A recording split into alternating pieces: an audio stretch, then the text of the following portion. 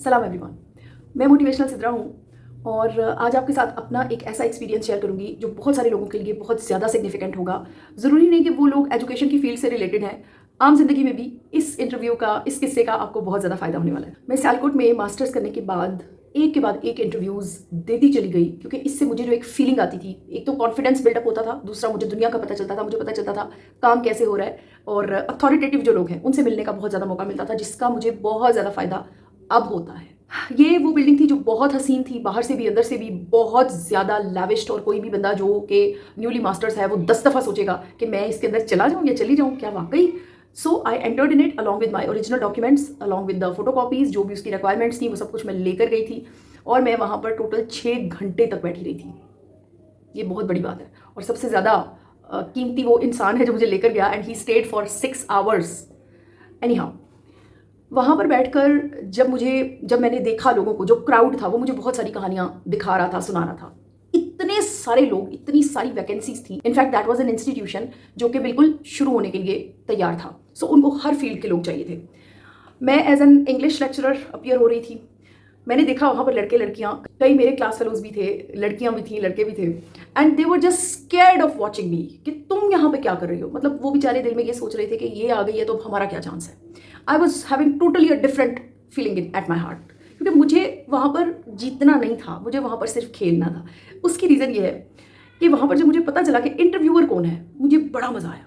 That was in fact an English teacher जो कि head of the teachers थे, और आई बिलीव कि वो अभी तक head of the English department हैं पूरे ज़िले के, पूरे उस एक एरिया के। उनके नाम से लोग डरते हैं कि oh my god, what a knowledgeable man he is.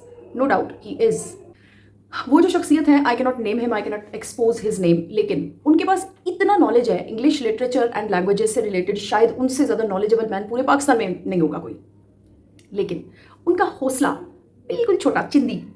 He was not having a courage to share that knowledge with the students. मुझे उनसे 3 मंथ्स क्लासेस लेने का शर्फ हासिल हुआ, and I was just surprised to see the level of knowledge, क्योंकि एक मेरे जैसा इंसान जो कि बिल्कुल एक गली के स्कूल से, कॉलेज से पढ़ा हुआ, और वहाँ से वो उठ के एकदम इतने बड़े प्लेटफॉर्म पे पहुँचेगा, और फिर एक नया नया जुनून था कि masters in English. Oh my God, वो जैसे कि अंधे को 2 आंखों के ख्वाब होते हैं, बिल्कुल वैसा ही था मेरे लिए। लेकिन मैंने एक चीज़ नोटिस की कि वहाँ पर आने वाले जितने भी बच्चे थे, एक तो वो बहुत बेचारे थे, बहुत बेचारे थे। I was the only girl in the classroom who dared to write down what he said. उन्होंने कहा कि एक ब्लैक पेपर लो बच्चों, उसके ऊपर लिखना शुरू करो, what type of a knowledge you are having, write anything. I started writing. He took that paper in his hands, and there was not a single mistake of tense की कोई mistake नहीं थी, टेंसेस का कोई रोला, कोई problem नहीं था, हर चीज़ बिल्कुल एक्यूरेट थी। And that was the story of my life. I just wrote it up. He took a red pen in his hand and he just marked up whole the page. टक टक टक टक करके उन्होंने सारे पेज को बेइज्जत कर दिया। मेरे पेज की एक रत्ती जितनी इज्जत भी नहीं थी, और उन्होंने कहा कि you have got failed my dear.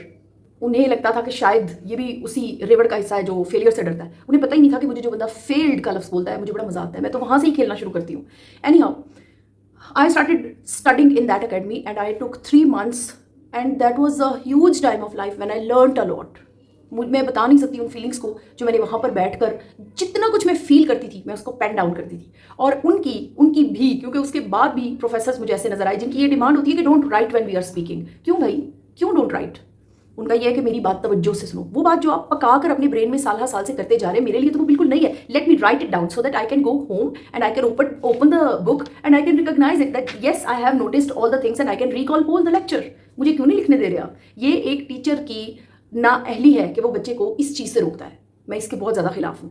Any how, back to the point, I just use to write all those things what he was speaking. कई बार वो मुझे वर्बली मना करते, कई बार वो गुस्से में आते, कई बार हाइपर हो जाते, but I never stopped.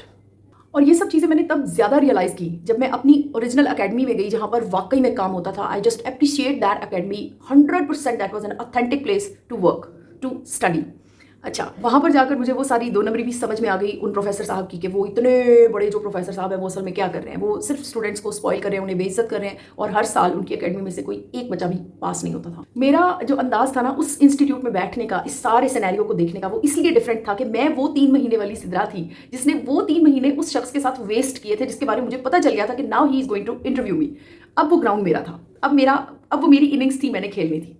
I decided to play my best, so I did it. मेरे पास कोई ऐसा शख्स नहीं था जिसको मैं गवाह बनाती और ये कहकर उस इंस्टीट्यूट से बाहर निकलती या उस इंटरव्यूअर के रूम में जाती, ये 100% I wanted to scream over वो 100-150 के जो बच्चे थे ना, वो जो बंदे बंदियाँ बैठी हुई थी, मेरा दिल चाहता था मैं इनको चीख चीख के बताऊं कि यहाँ से इंग्लिश का एक भी प्रोफेसर नहीं सिलेक्ट होगा, कोई लेक्चरशिप किसी को नहीं मिलेगी, यहाँ पर यही पढ़ाएंगे, ये खुद पढ़ाएंगे, शर्त लगा लो, फर्स्ट ईयर हो, सेकंड ईयर हो, थर्ड ईयर हो, फोर्थ ईयर हो, फिफ्थ ईयर हो, ये बंदा किसी को सीट नहीं देगा। एंड एक्चुअली दिस हैपेंड, मुझे तो पता था। सो मैं जब उनके सामने जाकर बैठी, there were 3 more professors along with that man, means 4 people were sitting inside, they were males. और जैसे ही मैं जाकर बैठी तो जो प्रोफेसर साहब थे इंग्लिश वाले, उन्होंने मुझे बड़े क्रिटिकली 2-3 सवाल पूछे। What is literature, what do you think, what is the importance of literature. और आप बिलीव करें कि एक क्वेश्चन पूछता है जब बंदा, तो वेट करता है ना ताकि आंसर दिया जाए। He asked me 4 questions at a time, क्योंकि जवाब के तो वो तलबगार थे ही नहीं। He was not interested to see inside a student, to see inside a person, he was just vomiting out his feelings upon the people. He used to do this whole the time. Okay, मैंने उन्हें जवाब नहीं दिया, आई took time, और मैंने उन्हें कहा sir आपने मुझे पहचाना?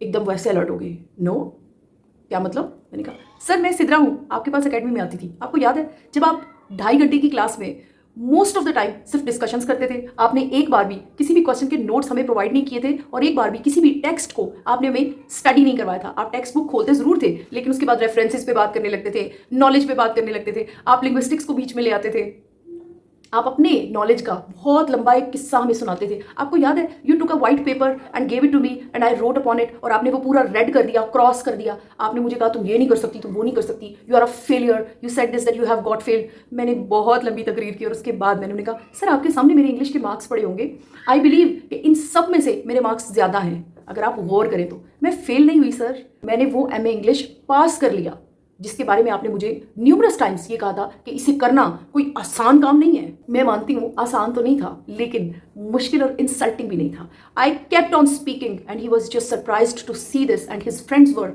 Happy to see this. उन्होंने सिर्फ क्लैप ही नहीं किया मेरी उस बात के बाद, लेकिन they actually favoured me, they actually were happy to see me while speaking all that realities. क्योंकि हर बंदा, ऐसे शख्स से हर बंदा वाकिफ होता है और कहीं ना कहीं हर्ट हो रहा होता है, लेकिन ताकत नहीं होती ना बोलने की। मैं हारी नहीं, मैं डरी नहीं, वो दिन मेरा था, क्योंकि मैं कैंडिडेट ज़रूर थी, लेकिन पूरी इज्जत के साथ उस शख्स के सामने बैठी थी, मुक्का वो जो टाइम पे लगे। मैंने उन्हें कहा sir I have already worked with this man, he was surprised to listen all that. मैंने उन्हें रेफरेंसेस दिए जिन लोगों के साथ मैं काम कर चुकी थी, जिन इंस्टीट्यूशंस में मैं जाकर पढ़ा चुकी थी, दे वर वेल रिप्यूटेड इंस्टीट्यूशंस। सो मेरी ये सारी बकबक सुन के वो प्रोफेसर साहब कुछ नहीं कर सकते थे, कुछ किया भी नहीं, और लेटर ऑन जॉब भी किसी को नहीं मिली, इंग्लिश वाली सीट किसी को भी नहीं मिलनी थी, मुझे तो पहले ही पता था। और फिर काफ़ी मंथ्स के बाद मुझे पता चला कि वो इंस्टीट्यूशन बंद हो गया है, because a proud man was leading that institution. और ऐसे लोग लीड नहीं करते, वो कहीं कोनों खुदरों में चले जाते अपने हसद की वजह से, गुरूर की वजह से। Back to the point, solution of this video is, जब वक्त मिले, जब अपॉर्चुनिटी मिले, खेल जाए अपना बेस्ट, बाद में पछताने से कोई फ़ायदा नहीं। पूरी कुव्वत से टकरा जाए ऐसे शख्स के साथ जिसने आपका नुकसान तो किया, लेकिन कुदरत ने आपका फ़ायदा किया, वक्त ने आपका फ़ायदा किया। और ज़रूर बताएं ऐसे शख्स को, ज़रूर बताएं कि मेरा नुकसान नहीं हो सका, जो आपने पूरी कोशिश की वैसा नहीं हो सका। आपने अपने कीमती वक्त में से वक्त निकाला, मेरे वीडियो को देखा, thank you so much, good bye.